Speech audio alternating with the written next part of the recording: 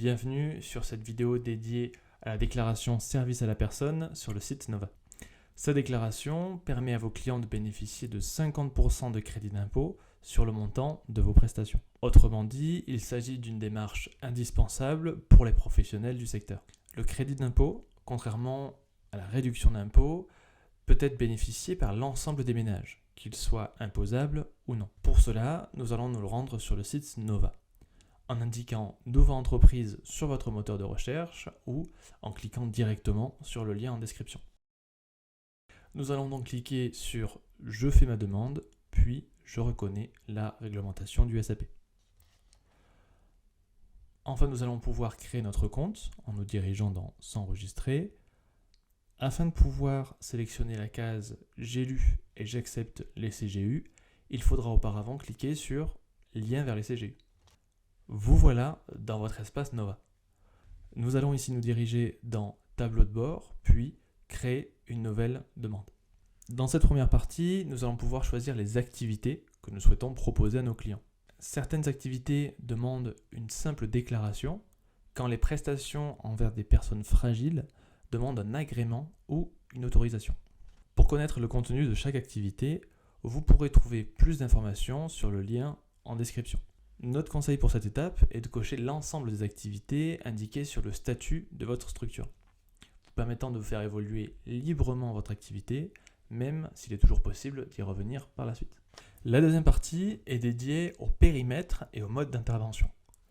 Pour chacune des activités sélectionnées, vous pourrez les indiquer en cliquant sur le logo bleu. Prestataire, c'est quand la structure emploie l'intervenant. Le mandataire, c'est quand le particulier emploie l'intervenant. La mise à disposition est un compromis entre les deux modes. En effet, ici, c'est la structure qui emploie l'intervenant, mais une partie des responsabilités sont à la charge du particulier, comme la définition des tâches et des horaires. Pour le périmètre d'intervention, il devra être spécifié uniquement pour les activités nécessitant un agrément ou une autorisation. Par défaut, il est défini pour la France entière. La troisième partie est dédiée aux réglementations propres au SAP. Nous allons nous pencher sur trois notions importantes. La condition d'activité exclusive, ou CAE. En effet, une structure de service à la personne doit réaliser uniquement des prestations parmi les activités cochées auparavant et elles doivent être réalisées pour un particulier. Deuxième notion qui est la production d'états statistiques. Trimestriellement ou annuellement, la structure doit reporter sur le site Nova diverses informations telles que le chiffre d'affaires et le nombre d'intervenants. Vous pourrez d'ailleurs retrouver notre vidéo dédiée à ce sujet toujours sur notre chaîne YouTube. Troisième notion, l'établissement d'attestations annuelles.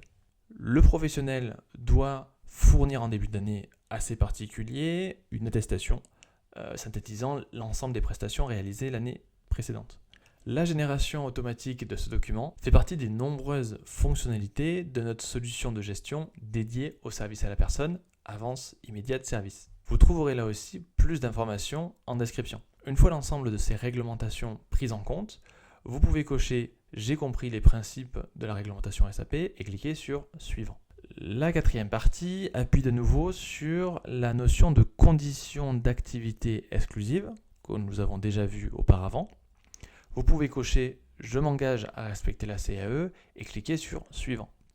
Les dispenses de CAE touchent une infime partie des structures, telles que les associations intermédiaires, les régies de quartier, les organismes gestionnaires d'un établissement social ou médico-social, etc. Pour voir l'ensemble des exceptions, vous pouvez consulter le texte de loi, ici aussi en description.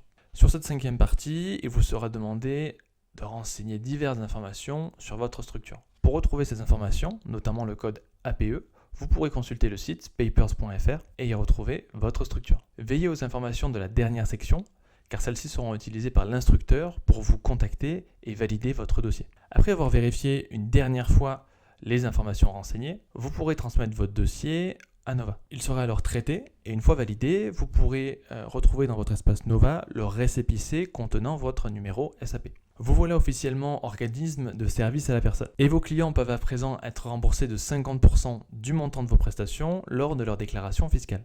Depuis 2022, votre client peut être remboursé immédiatement et ne régler plus que 50% du montant de vos prestations. Cela est possible grâce au dispositif d'avance immédiate, fonctionnement et mise en place que nous vous avons expliqué dans une autre vidéo. Merci de votre visionnage et à très bientôt.